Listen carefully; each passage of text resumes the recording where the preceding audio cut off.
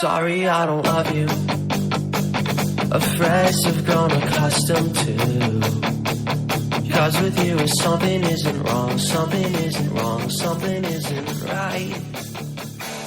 I wish you could be happy. Hey everyone, welcome to Geekdom is back this week, and I have on Scott Fugger to talk about Marvel Unlimited. But before we get into that, Loot Crate is sponsoring this episode again, and you can save 10% on any new subscription at trylootcrate.com/geekdompod, and the promo code is BRIDGE10 for 10% savings, and this will all be in the show notes and everything, so you don't have to memorize it. I'll have the link so you can click on it there, and the promo code will be in the show notes as well. So Scott, how are you doing today? Doing pretty well, just hanging out. Been reading some comics, so ready to jump in whenever.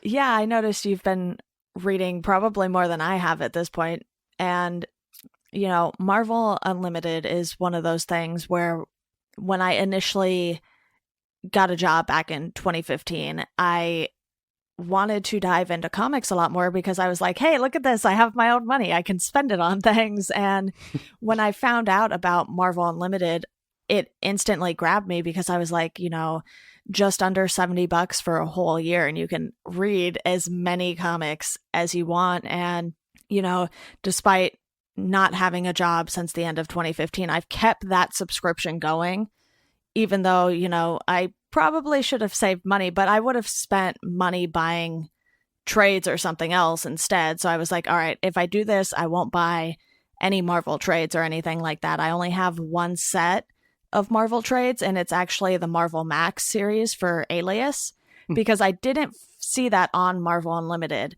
I don't know if they've added it since or it's going to be added, but I wanted some Jessica Jones comics, so I bought those, and that was, my limit. How did you come about subscribing to Marvel Unlimited? Well, I think it was just a few months ago that I actually started subscribing.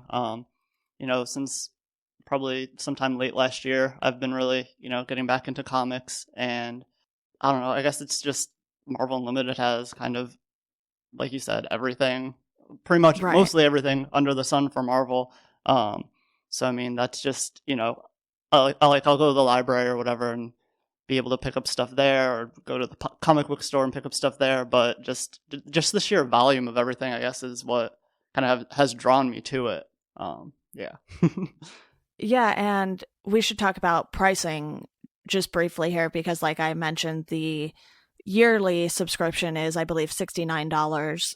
I don't know why they didn't just make it an even $70. That I always find it odd when they pick like a random number. I'm like, you could have just made it $70 and people would have been fine with that. I feel like if it was $69.99, it's like, then maybe it's like, the psychology of, it's just under $70, but I feel like $69 just seems like making it even is like kind of weird. Yeah. And otherwise it's $9.99 a month, which I would just love it if people would just say $10. I don't believe in the whole seeing the penny difference makes a real difference. I'd rather just see nice round numbers and everything like that, because for this, they don't charge you tax or anything on it. It's just straight up the $9.99 a month or the $69 for the year, I believe. Yeah, and it's pretty much like on par with any other service out there, like Apple Music, Spotify, all that stuff. That'll be, $10 a month anyway. So it's good that it's, the same value for a similar thing with comics rather than music, of course. Yeah, and like you mentioned, there's pretty much everything on there with a few exceptions, and they're still adding a lot of older stuff too, but it's not necessarily the super popular titles that they're still adding. For the most part, they have, most of the Amazing Spider-Man issues and everything that Stan Lee worked on, basically, all the old Black Panther series and everything like that. So if you compare this to what you would pay for a trade or single issues, Marvel can go up to like $5 or $6 for some of their single issues too, which to me is a little crazy, because when DC Rebirth started with the $2.99 price point, it was like, okay, but you're doing it twice a month, so you're still getting $6 out of me every month for a specific title, but you're at least getting twice the content. And I just think, it's interesting how pricing works in the comic book world. And then you have websites like In Stock Trades where you can get all of the trades at a 42% discount, probably because they buy them in these huge bulk orders. You know, they're still making enough money to run the website off of it, essentially. But for this, you know, you have to like reading comics in a digital format too. That's the one downside for anyone who isn't big on digital reading, because I know there are people like that with books in general. They'll really like physical books but want nothing to do with ebooks. So have you had a preference of how you enjoy reading comics, or are you just fine reading comics any way you can get them? I'm definitely, as far as like books go, I'm more of a physical person. I just can't really seem to, I don't know, it messes me up seeing it on a screen. But I feel like for comics, since it's more visual, it's kind of different. Right. I mean, especially like on an iPad or something, or a larger tablet, it's like almost the same size that it would be if you had the comic book there. And then Right. you also can like interact with it. Like, oh, if you notice there's a little like writing on this article in one panel, and you're like, oh, it looks like it's actual writing. Let me see what it says. And like, you can do that much easier than with a physical book.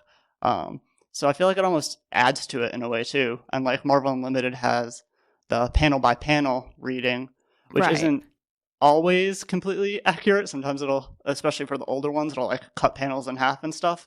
But for some, I know like the Immortal Iron Fist was one that I was reading it in that way, and it actually, I don't know, it's definitely a different experience, but it's kind of nice, you know, filling up the screen even more. Right. Yeah, I haven't done too much reading with the panel by panel. Usually when it happens, I'm hitting it on accident and I'm like, nope, didn't want to do that. I wanted to turn the page. And just me personally, I like seeing the page layout.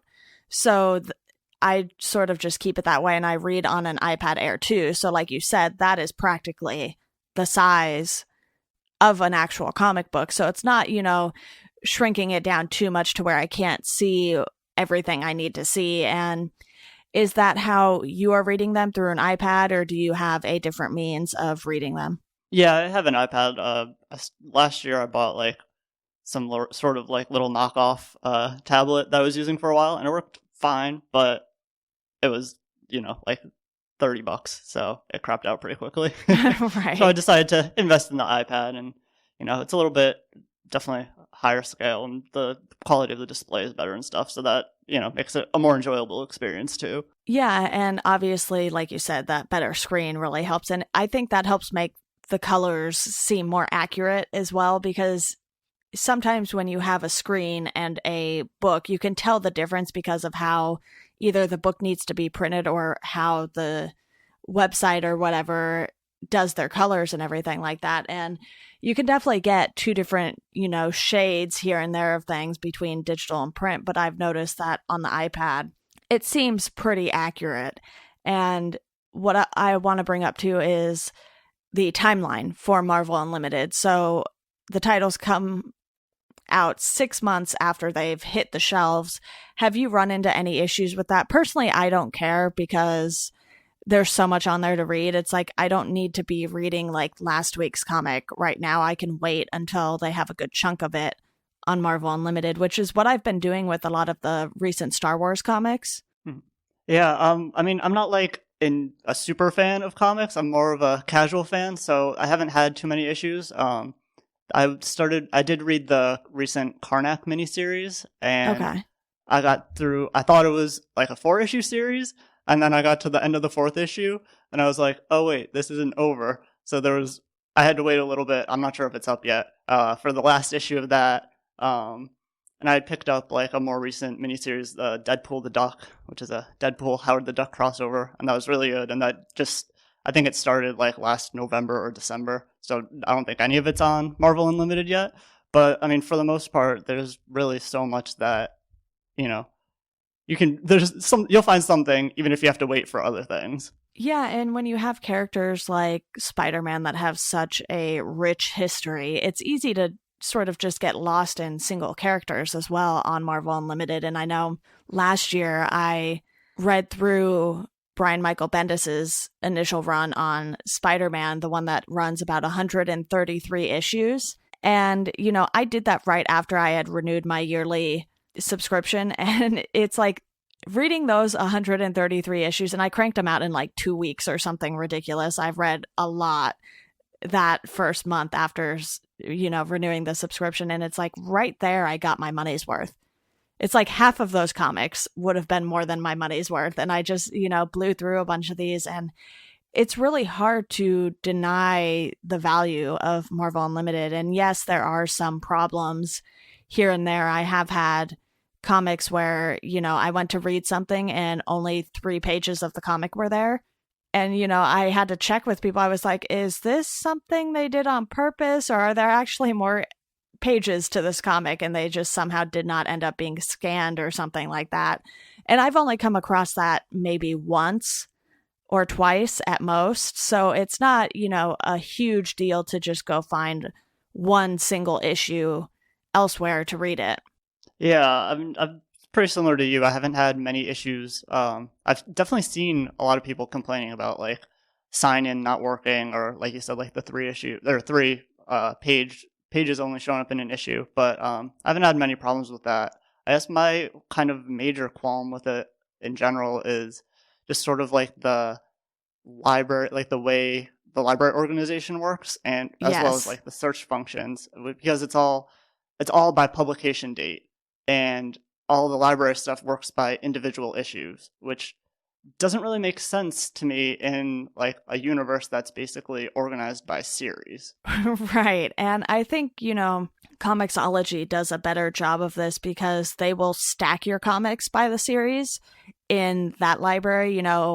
I think I bought 6 trades of Lock and Key over on Comixology, and it's like, you just have a Lock and Key section in your library, and it'll say underneath, 6 trades or X amount of issues and whatnot. And I think if they did more of a stacked library like that, it could really be beneficial to the users. And obviously it's not a deal breaker for either of us because we're still using the service. But what I do is I'll just, put the first issue of what I want to read into the library. So I'm not saving, like hundreds on hundreds of issues.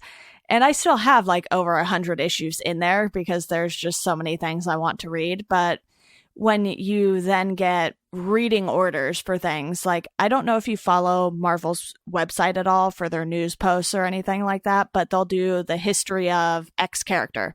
And I've been keeping track of those in a notebook. I've been like handwriting out the issues every single time they post it because I don't want to sit there and try and put all of these issues in my library and then have to still go back and figure out what the reading order is. If they took those posts and sort of put them in a collection like they've done for events and stuff in the Discover section, I think that would be great. But I think what I would also like to see them do is, like, say you want to read the Civil War event, which if you read all of the tie-ins and everything, it runs about 98 issues, I believe. And this is the original Civil War event that I'm talking about. They had it in the Discovery section, but you couldn't just, like save the event. You still had to go through and put each individual issue in there. So if you could just like save that event and have it pop up in your library in the correct order, that would be awesome to me. Yeah, it just seems like they already put the effort in, like, especially for the Civil War. Like, that's something I noticed too. Like, they put the effort in to not just compile all the tie-ins, but also compile like the correct order. Right. But then there's no way, like, you can't even search the Discovery page to find the Civil War, the post on the Civil War event. And yeah. But if you go into the Browse tab and then go to Events and then go to Civil War, it shows it just in publication order and not the right read order. And even that, it's like, it shows it in publication order starting with the most recent, which I guess it makes sense if you're like caught up on a series and then are just looking for the newest issue. But if it's something like a major event that you're starting from scratch, it really seems backwards. Yeah, and they recently changed the library too, I noticed in one of the last updates. And I used to have it so that the oldest comics were at the top of my library. And now they've flipped it. And it's, in reverse order. And even if I go into the little filter thing and do oldest first, it still changes it back every time I go back into the library. And I wish, there was a way you could just sort of customize it more to what you want and not have it go back to the default every single time. So I definitely agree with you that the library could use a lot of work. And, you know, that's, like I said, that's not a deal breaker because they're already giving you so much for such a good deal that it's sort of hard to completely nitpick the fact that they are at least going in the right direction. Whereas, you know, with DC, they don't have anything like this. And I know you had a little note on this. Comixology has the exclusive digital distribution rights for DC on iOS, so that's obviously making it difficult. But I have heard that DC has something in the works. I don't know whether or not this is true. I don't know if anyone had a source from inside DC to tell them this, but I've heard that going around. And, you know, I would have saved so much money on comics if DC had something like this, because I would happily just go digital. Because one, I'm running out of bookshelf space, and two, it would be a lot more cost efficient for me.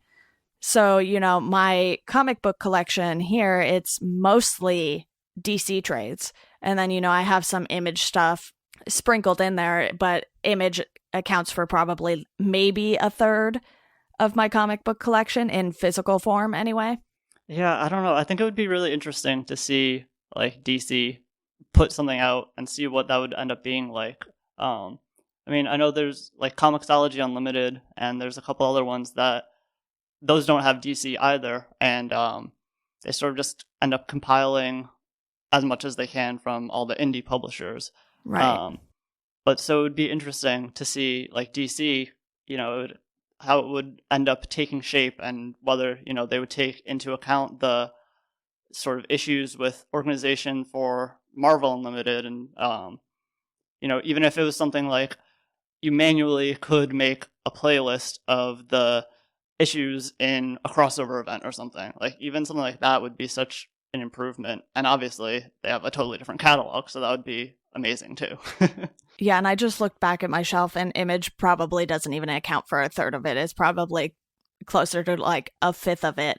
So it's not a huge part, but I really do like some of the Image titles, so it'll be interesting to see how many of the publishers end up doing something similar to what Marvel is doing now. Obviously, you know, with Comixology Unlimited, I did try that when they had, you know, the free month or whatever, and the fact that I could only read one trade or, you know, the first two trades of something, it was just like, they're using that more to rope people in and get people to spend more money on comics, whereas Marvel Unlimited is just like, here you go, here's a dump truck of comics, and you can sort through it yourself and sort of figure out what you want to read. And while the Discover section does help, you know, like we mentioned, there still are some issues with it. But before we move on, I want to let you guys know that for all of you listeners of Welcome to Geekdom, Loot Crate is offering an opportunity to save 10% on any new subscription at lootcrate.com.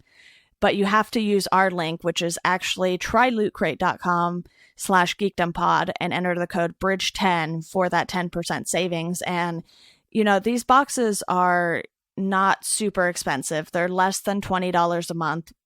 And then you pay the shipping on it, and you get 6 to 8 items, which will include licensed gear. So it's official, you know, Marvel and DC stuff.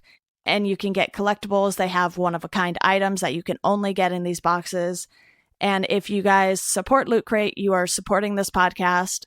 So definitely check it out. And I've mentioned this before, but I really do feel like Loot Crate is sort of the perfect sponsor for this podcast, because, you know, we're sitting here talking about a comic book service, not even, you know, a specific comic book. So, you know, I'm definitely capable of geeking out about pretty much anything at this point. And, you know, Loot Crate is just here to bring you some geeky items that you can put around your house or apartment and sort of show off your geekdom, basically.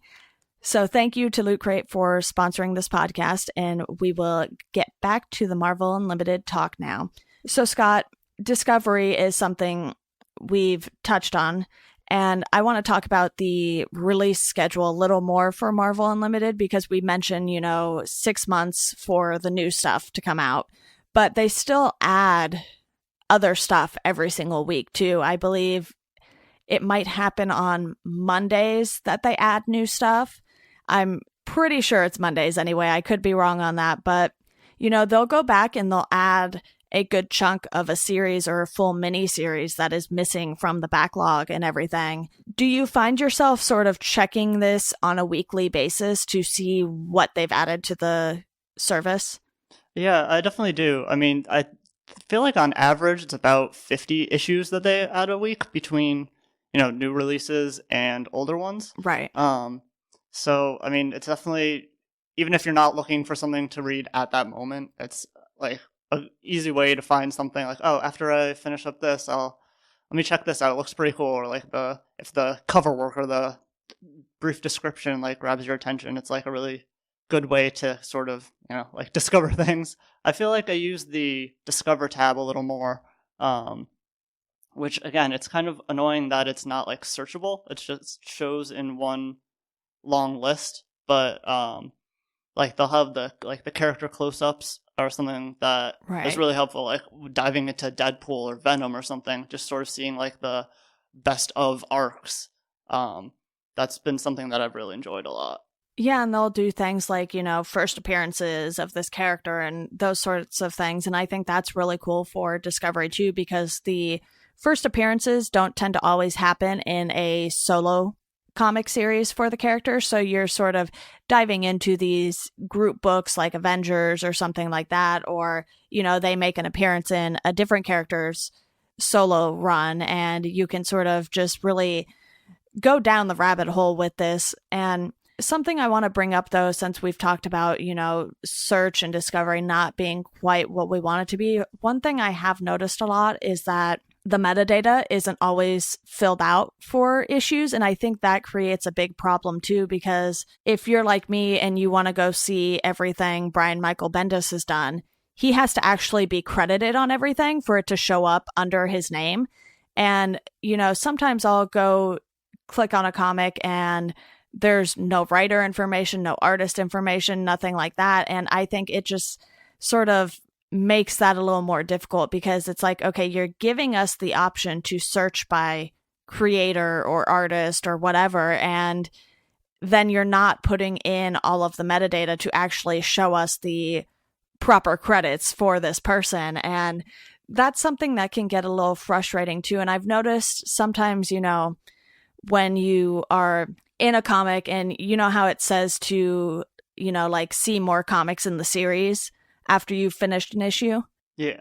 Sometimes I'll hit that and it'll just be like comics by so-and-so. I'm like, but you told me this was going to be more comics in this series. And it's just like sort of directing you to the wrong place in the app. Have you noticed that? Yeah, I definitely have. And it's just like, I don't know, it's just another one of those things that I feel like doesn't fully add up with the app. Right. Like, if you have it, then it should be, accessible in sort of any way. I mean, like, it's easy enough, I guess, to go to Wikipedia, type in the name of the author you want to see, and then you see, like, even that won't be, like, a full list of everything they've ever done, but sometimes it'll end up being, like, a little more in-depth. But then, that's just another thing that, like, kind of fragments the user experience in not the best way. Yeah, and little things like these, well, I wouldn't necessarily call them little, because for me they're, pretty big issues, but because of the fact that, this probably isn't the biggest priority for Marvel, especially when they have so many new comics coming out each week now. And, they had the Civil War II event going on and all of this stuff, I'm sure Marvel Unlimited might take a back seat to things like their website and keeping up with the current stuff. So it's sort of, I wouldn't call it a shame, because the app is still really good for just binge reading comics and that sort of thing in general, but it's a little disappointing that they don't put quite as much effort into some of the finer details of this app, because I think if they just spent the time doing that, and I would be happy to go put in the metadata for all the comics for them. If they want to pay me to do that, I would do that. So, it seems like something that you can pretty easily fix. And I know Marvel has a lot of interns So they could probably just get even an extra intern and have them working on this all day, which I know it probably wouldn't be the best learning experience for the intern, but I just offered to do it. So I'm sure someone else would offer to do it for free, but it's just, we see this with a lot of apps too, whether or not they're reading apps or whatnot. It's just like you have these little nagging things, and it's like, okay, if you guys could just fix this little thing, it would go a long way. Yeah, I mean, I think the app launched in like 2013, and Marvel Unlimited itself started in maybe like 2007. I feel like I read that it had like 120 issues when it was first launched. I'm not positive about that. Right. But I mean, like at this point, I feel like there's, if you search Marvel Unlimited, you'll find plenty of articles where they're like, well, this doesn't make sense that you can't save an entire series at once, or that you can't sort things the way you can't even make a playlist for the way you would prefer to read things. And it's like at this point, it really should be, something that they've taken care of after years. I feel like if it was any of like, Image or another like smaller company, then that would be like, I guess Marvel kind of maybe feels like they can, throw things on the wall and see what sticks, because, they're such a part of popular culture in a way that other comics aren't, with Right. all their movies and TV shows and everything. But I feel like, if they weren't this big of a company, they wouldn't be able to get away with something like this. Right. And I know you also want to talk about, trade paperbacks and annual issues and that sort of thing, because that's another problem where they sort of separate out all of the annual issues from the series that they kind of go with. And that makes it a little harder to know which ones you need to read with which series. And, with trades, I'm still waiting on, like that final Batman Volume 10 to be out in trade paperback. And I think it's coming soon if it hasn't already, but that's sort of more a bunch of these single stories and stuff combined into a trade. It's just sort of, the leftover issues basically that didn't fit in with the story arcs. And I feel like when you have, trades in a specific reading order, you should be able to sort of find that order easily on Marvel Unlimited and save that, because as someone who uses Goodreads, I've been keeping track of all of the trades, the physical trades that I've been reading. But when it comes to Marvel Unlimited, I don't really do that, because I don't want to go through and be like, okay, I read issue 1 through 15. Which trades are those? It would be much easier if the app just told you what the trades were and then what issues were included in those trades, because I know a lot of people still buy the single issues, but I feel like way more people enjoy collecting in trades at the same time too. So it sort of doesn't make sense to me that you focus comics around these story arcs, but then you don't give us the reading order for them. Yeah, I mean, I feel like this is somewhere they could take note from like the music side of things. Like in iTunes, it'll be sorted by artist, then album, then song. Right. Like, so it could easily be like series, then arc, then issue. Because that's just, I feel like that's the way people tend to think a lot more than just like, oh, this is this issue. And then it's not even, that doesn't even like boil down to it's this issue of this comic. Like, I don't understand it's not like obsession, but the sort of like, they put so much of a focus on the individual issue when that's not really the main focus of a comic book. Like, you can't just read one issue most of the time of like, oh, here, let me read one issue that's the third part in a 6-part series of Deadpool. Like, then it just won't make sense to you. So, I mean, even if they, for the newer issues had it, like, here's the new issue that came out that we're just adding to Marvel Unlimited, makes sense, add it as an issue. Right. And then maybe once all those issues became compiled into a trade paperback, then switch. I guess that would be a lot of effort to sort of like go back in and switch the way it's sorted, but it would also make sense because that's what they do with the physical comics. Yeah, and the thing is, Marvel knows well before the trades are released how the story arcs are going to play out and what issues the story arcs are going to be. So they could even just, do something like Miss Marvel Volume 1 and not give you the title of it or necessarily the cover of it until that's finalized and released. And it wouldn't look as pretty, so to speak, but if you did that and then just sort of added the issues as they were added into Marvel Unlimited, I think something like that would even work a little better, because it's like, okay, here's, the new run of Miss Marvel for 2017 or whatever, and here are the 3 issues from that first volume that we have in the app so far. And that would sort of cut down on that, need to switch it over once the full trade is out. They could just do something like that and just have it say Volume 1, but not give it the subtitle or anything like that. Yeah, and it makes sense too for there's some really iconic story arcs. Like I recently went through the Iron Man Demon in a Bottle, which is like a 6-part. It was kind of, I think it was like issue 120 of like the original Iron Man or something like that. And it's like, you have to put effort into finding that, because I probably found it by Googling best Iron Man stories or whatever. Right. But then it's like, I need to find which Iron Man series it is. I need to find which issue it is. And then I have to make sure that they're all the proper number of issues. Because sometimes even in the info, it'll be like, it won't say like part 1 of 6 or whatever. So it's like, you have to really, it's a lot of manual effort to figure out the proper way things are when, like I said, like with some iconic series, it makes sense to like have it sorted in a more like fan-friendly way. Yeah, and I think for a while there, I thought that Welcome Back, Frank, which is a Punisher story, wasn't on Marvel Unlimited because I couldn't, find that title anywhere. And I finally resorted to going on Reddit and asking, and someone, pointed out what series and everything it was and, what it was under and everything like that. So I probably need to go back and find that Reddit post because I don't remember what the answer to any of that was.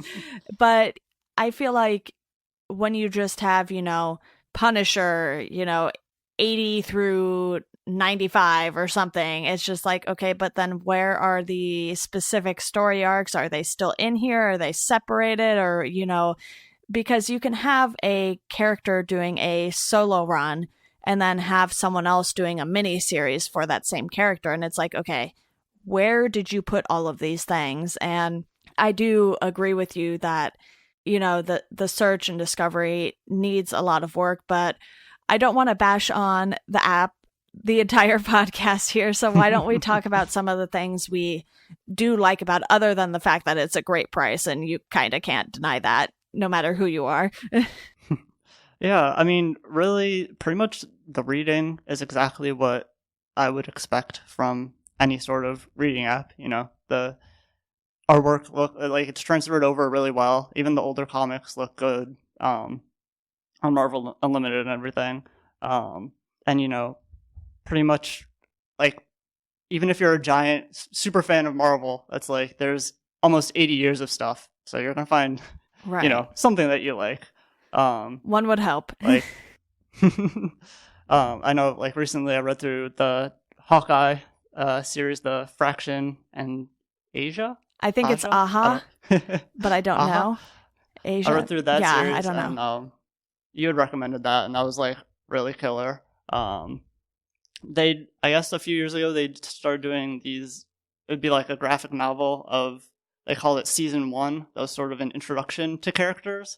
And I guess not all of them were super great, but I read the Doctor Strange one, and that one was really good. And then I've been super heavy into diving into Deadpool, and it's like such an amazing resource for that because there's, even though Deadpool is one of the newer characters, I guess, in a way, like the 90s, but like there's so much to dive into. It's just really awesome.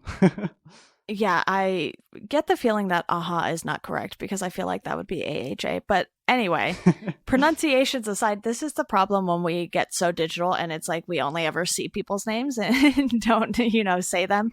But I do agree that the reading experience is very nice, especially on something like the iPad.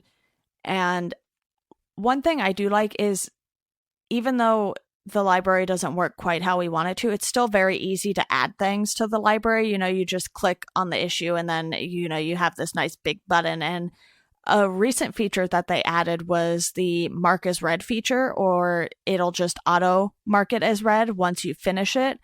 And that's great because, I started to keep track of my comic book reading and my comic books that I own and everything in a ginormous Google spreadsheet. It has like 4 or 5 different tabs, and it's kind of out of hand, but I don't mind it. So it's pretty nice that you can sort of go in there, and if you click on a comic, it'll tell you if you've read it or not already. And I don't know if it went back and retroactively did that for everything you had read before the update.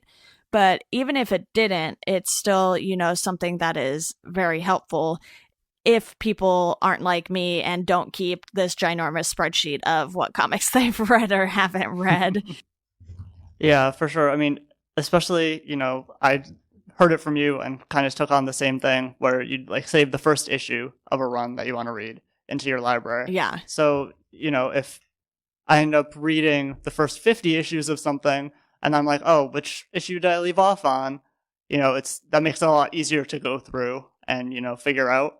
The one thing I did notice about the read mark as read is if you have the images or the comics saved for offline reading and then you read them without an internet connection, when you go back online, it's not like automatically marked as read, which I feel like is kind of weird. So you'd have to go back in, click the comic, and then hit mark as read. It's not like the end of the world, but it's, just a little bit of an added extra step when I feel like that could probably be easily implemented because the app knows what you're doing. Right. And that same little pop-up that you get when you want to add something to the library and everything, that's sort of where you see all of the metadata and everything too, or the, see more in series. And when that see more in series thing does work, I find it really helpful because I can, go in and quickly be like, okay, this is a limited series, which I guess they don't call them mini series at Marvel. I recently heard them talking about that on their podcast or something. It's a limited series. So, it's like, okay, this one's 6 issues. This one's 12 issues. Oh, this is over 100 issues in this run. So maybe that one will wait until later and I'll get through some of the smaller runs first. And that thing is pretty helpful for how I read comics. And it's sort of similar to how I use Instapaper almost, because Instapaper will give you the read time for your articles. And I'm like, okay, I have a bunch of articles that will take less than 5 minutes to read. So let me sort of barrel through those and get through those. And it's definitely really helpful. But like I said, when it doesn't work, it's pretty frustrating. But another thing that I want to talk about briefly is how you read comics, I guess. Do you sort of sit there and binge read them, or does it depend on the topic or the character? Is it something you sort of just do when you have time? It's a little bit of a mix of everything. Okay. Like when I first got Marvel Unlimited, I was really into looking into Deadpool. So I sort of would search out, these are the best arcs or the best, limited series. And I'd be like, okay, let me start with those. And then I'll kind of see where that takes me if there's like an interesting side character that I end up looking up or something cool that comes up on the Discover page. So I kind of, I'll have a focus and then I'll drift around, wherever. And I do like going by arc though, because lots of times I'll be, somewhere else. I'll have my iPad with me, but I'll have saved stuff offline as read later. So, and you can save, I think it's up to 12 issues that you can save. So I like having, I want to download the full arc. So if I have just a few minutes, I can read, like an issue. But if I'm going to be hanging out a while, even if it's just something like, oh, I'm going to go sit outside and, relax and read, like I like having the ability to read kind of as much as I want and, have a complete story sort of in one sitting or like in one amount of time, whether it's a few days or like a couple hours. Yeah, I'm definitely the same way. I don't necessarily need to sit there and binge read for, 2 weeks like I did with the Spider-Man series. That I just happened to have the time, and I enjoyed it so much that I didn't mind reading, 10 issues of it a day or something like that. And other times I'll find myself enjoying a comic, but I don't want to finish it as quickly because, after I finished that Spider-Man run, I was like, okay, I'm never going to remember what issue these things happened in. I'm just going to remember that they happened, and it's going to be one big giant blur because I read so many of it in one day. And, right now I have a couple that I'm going through. I started the 2015 or 2014 run of Unbeatable Squirrel Girl. And, I know there are some new Marvel shows coming up that I might want to read comics for to know more about the characters before watching the shows, like Cloak and Dagger and New Warriors. But another thing I do like is that, you mentioned earlier the mark is red sort of giving you a good idea of where you left off, but on the homepage they also have the recently read section. So what I do is when I finish a comic, I'll go ahead and hit read next issue or whatever, however it's phrased. And then I'll close the app so that when I open it up and go to the homepage, it's like the issue I need to read is on the recently read, even though I haven't read through the whole thing. It's just because I opened it, it puts itself right there on that front page for me. That makes sense. I might actually steal that too. But yeah, I feel like that's like sort of, a workaround for, if you could create like a playlist, right? That would be something that would be, a lot more helpful and probably pretty easy for them to implement. Like, it wouldn't have to be like, oh, they created this Civil War playlist for you so you can read everything in order. Like, even if it was sort of one step in between automated and manual, I feel like it would be such an improvement to the user experience. Yeah. Yeah, a reading queue would definitely be nice because, with the streaming services, or at least the one I use, so with Apple Music, you can, be browsing around while you're listening to music, and then you can do like play next or, move something to the bottom of your playlist. If you're listening to a full album, you can still finish the album and then have another song or album play after that.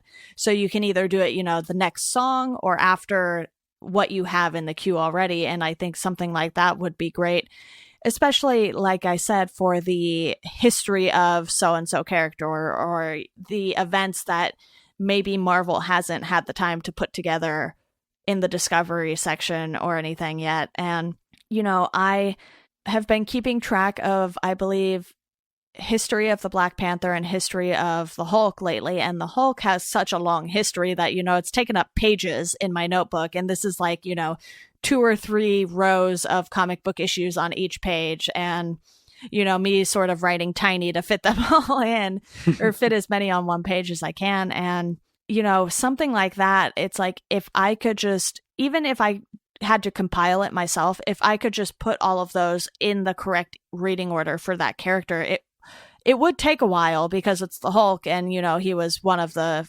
first characters to have a series for Marvel, and I would be fine with that. If I had to do it that way, I would be fine with that. But the fact that I don't have the option to do that, I think, is what needs to be fixed. And, obviously when it comes to apps and stuff, I am not, a programmer, a coder, or anything like that. It's like, if you put some HTML and CSS in front of me, I can read it and understand it.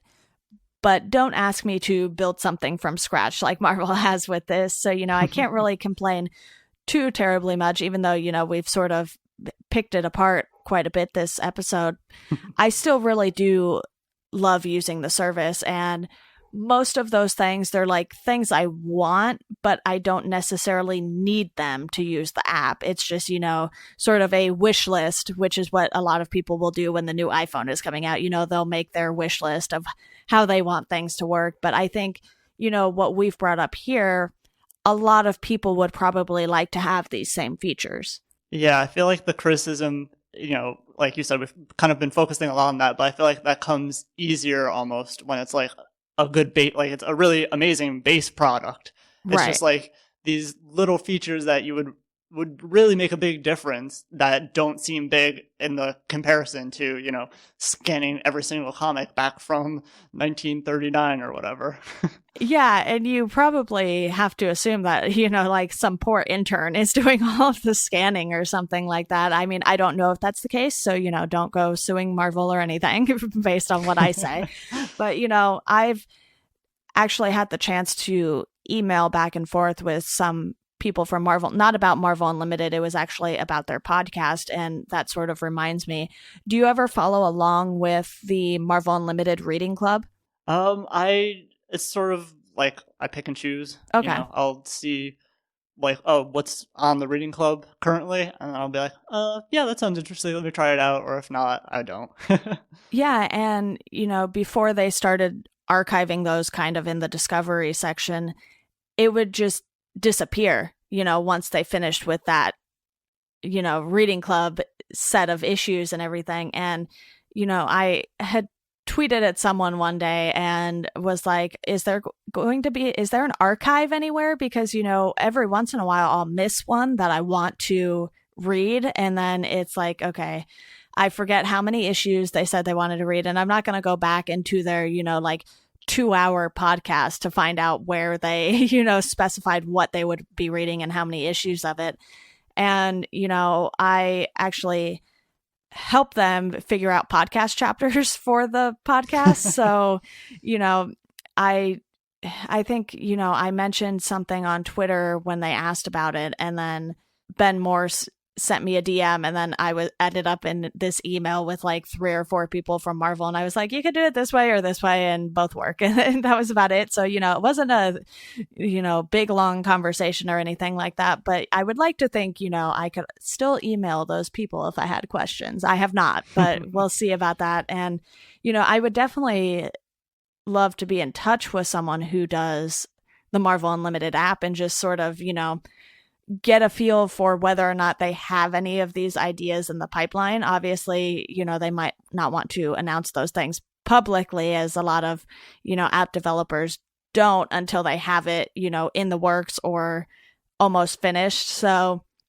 it's one of those things where we never really know what exactly they're working on updating for Marvel Unlimited, and if they have, this whole big plan to sort of rework the entire app. We have no clue. So do you think we will see a Marvel Unlimited update anytime soon? They seem to be few and far between.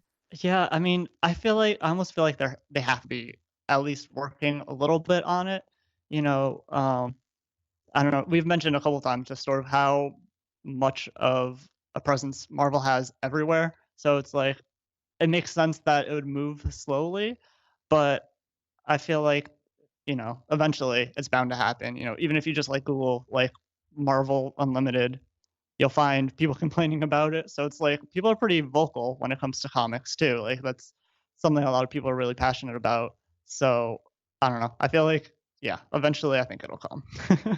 Yeah, definitely. Well, is there anything else you want to mention that we didn't get to? No, not really. I think it was pretty, like, it was a pretty encompassing talk because, we both love the service. So Right. That's what it really, I mean, it could end at that, but, sort of dissecting. It's more constructive criticism, not, oh, this is bad, we don't want this, Yeah, for sure. Awesome. Well, thank you so much for coming on, Scott. Thanks for having me. Of course. And to our listeners, if you could rate or review the podcast on Apple Podcasts now. They're not calling it iTunes Podcasts anymore. So, I recently got an email about that change, but if you can rate and review the podcast, that would be great. Or just, for you Overcast users, just hit that little recommend star. Anything helps us out. And as always, thank you guys for listening, and we hope you enjoy the rest of your day.